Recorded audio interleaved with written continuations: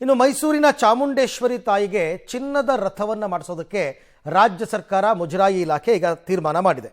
ಚಿನ್ನದ ರಥವನ್ನು ನಿರ್ಮಿಸೋದಕ್ಕೆ ಮುಖ್ಯಮಂತ್ರಿಗೆ ಮನವಿ ಸಲ್ಲಿಸಿದ್ದಾರೆ ವಿಧಾನ ಪರಿಷತ್ ಸದಸ್ಯ ದಿನೇಶ್ ಗೂಳಿಗೌಡ.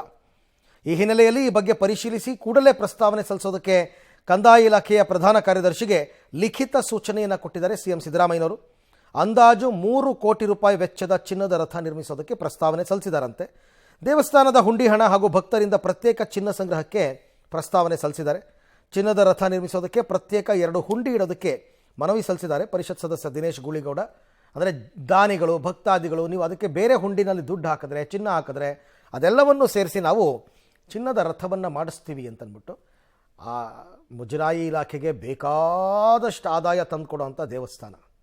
3 ಕೋಟಿ ಏನೇನೂ ಅಲ್ಲ ಚಾಮುಂಡಿ ಬೆಟ್ಟಕ್ಕೆ ಇದರಲ್ಲಿ ಕಂಪೇರ್ ಮಾಡಿದ್ರೆ ಬೇರೆ ದೇವಸ್ಥಾನಗಳಿಗೆ. ಹಾಗಾಗಿ ಚಿನ್ನದ ರಥ ಮಾಡಿಸ್ಬೇಕು ಅಂತಕ್ಕಂಥ ಮನಸ್ಥಿತಿ ಇದ್ದರೆ ಖಂಡಿತ ಮಾಡಿಸ್ಬೋದು.